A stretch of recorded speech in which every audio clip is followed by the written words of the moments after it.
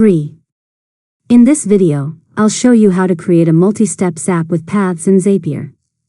First, open your web browser and sign into your Zapier account.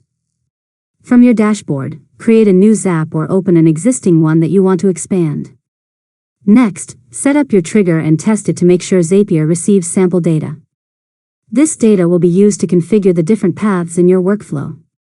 Now, click the plus button to add a new step. Search for Paths by Zapier and select it. Zapier will create separate branches, allowing your automation to perform different actions based on specific conditions.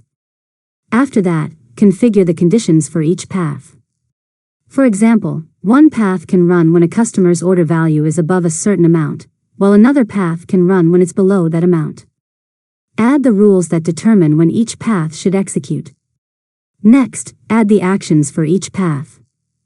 You can send different emails, create tasks, update spreadsheets, post messages to Slack, or connect with any other apps depending on the conditions you've configured.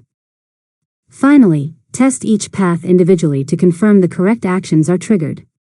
Once everything is working as expected, publish your Zap and turn it on so it can automatically route data through the appropriate path. And that's it.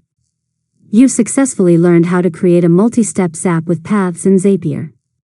If you found this tutorial helpful, make sure to subscribe to Learn Mode Lab for more tutorials.